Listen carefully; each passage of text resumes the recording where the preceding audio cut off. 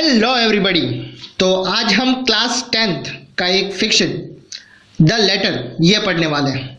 Actually ये story एक father और डॉटर की जुदाई की कहानी है कि इंतज़ार क्या होता है। इसको बहुत ही अच्छी तरह से धूमकेतु ने इस फिक्शन में, इस स्टोरी में डिस्क्राइब किया है। बहुत मज़ा आएगा, चलिए देखते हैं। तो जो शुरुआत है वो कुछ इस तरह से है कि एटमॉस्फेयर कैसा था उस टाइम पे, बहुत ही बखूबी दिखाया है। चलो मैं पढ़ता हूँ, ठीक है। मॉर्निंग से पहले का टाइम की बात है। ग्रे कलर के आकाश में तारे अब भी चमक रहे थे। जैसे खुशी भरी यादें ऐसे जीवन को रोशन कर देती हैं जो अपने समाप्ति के नज़दीक पहुंच ही रहा था। मतलब बस सुबह होने ही वाली थी, यानी कि सूरज निकलने ही वाला था।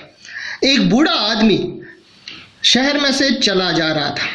कभी कभी अपने फटे पुराने कपड़ों को कसकर खींच लेता, अपने शरीर को ठंडी और चुभने वाली हवा से बचाने के लिए।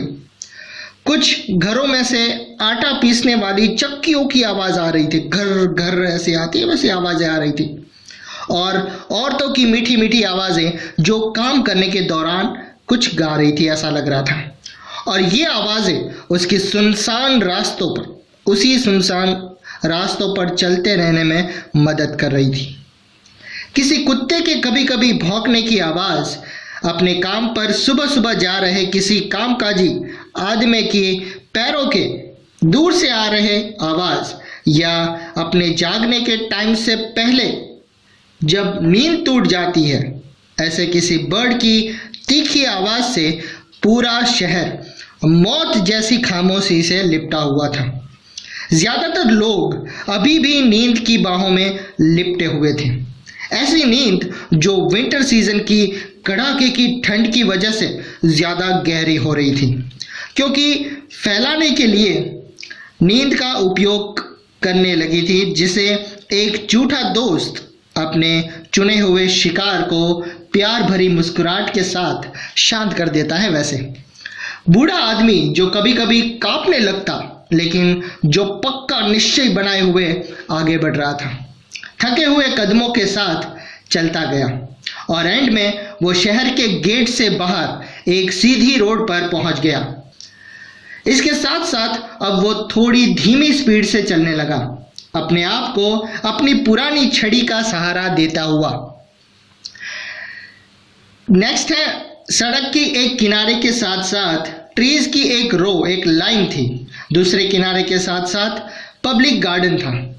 आसमान अब पहले से ज़्यादा काला हो गया था और ठंड ज़्यादा तेज़ हो गई थी, क्योंकि तेज़ हवा सीधी सड़क के साथ ही चल रही थी, जिस पर मॉर्निंग स्टार यानी कि शुक्र तारे की हल्की सी रोशनी जमी हुई बर्फ की तरह पड़ रही थी। गार्डन के आखिर में एक बिल्कुल नए तरीके से बनी हुई सुंदर बिल्डिंग थी और इसके बंद दरवाजे और खिड़कियों की दरारों में से रोशनी चमक रही थी। इस बिल्डिंग की लकड़ी की बनी आर्क को देखते हुए बूढ़ा आदमी ऐसी खुशी से भर गया जो कोई पिलग्रिम यानी कि तीर्थ यात्री महसूस करता है जब वो अपनी जर्नी की पहली झलक देखता है। तब आर्क के ऊपर एक पुराना तख्ता लटका हुआ था, जिसके ऊपर नए कलर से पोस्ट ऑफिस लिखा हुआ था। बूढ़ा आदमी चुपचाप अंदर चला गया और वरांडा में बैठ गया। 2 या 3 लोगों की आवाज़ें जो अपने रूटीन वर्क में बिजी थे, दीवारें में से धीमी धीमी सुनाई दे सकती थी।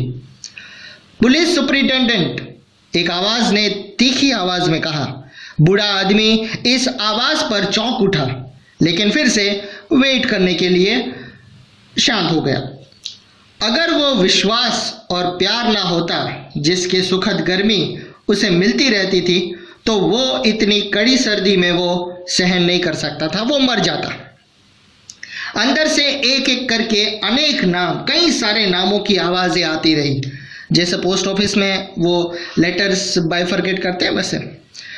जब क्लर्क ने लेटर्स पर अंग्रेजी में लिखे हुए एड्रेसेस को वो पढ़ता जा रहा था और इन्हें वेट कर रहे पोस्टमैन की तरफ उछालता जा रहा था, यानी कि ये तुम्हारे एरिया का है, ये तुम्हारे एरिया का है।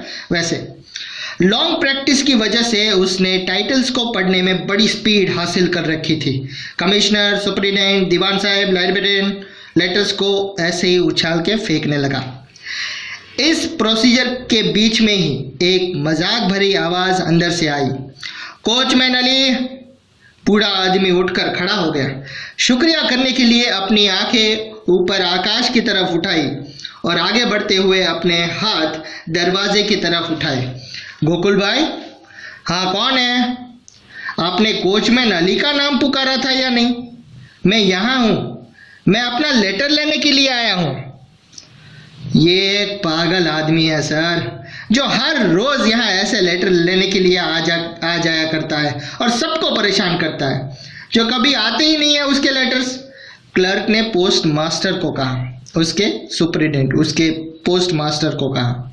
बूढ़ा आदमी धीरे से वापस उसी बेंच पर चला गया जहां वो 5 लंबे सालों से बैठने का आदी हो चुका था। मतलब वो 5 सालों से उसी बेंच पे बैठा करता था। अली एक क्लेवर शिकारी रहा था। जैसे जैसे उसकी स्किल बढ़ती गई वैसे वैसे शिकार के लिए उसका प्यार भी बढ़ता गया और एंड में उसके लिए शिकार किए बिना एक दिन भी गुजारना इम्पॉसिबल हो गया था।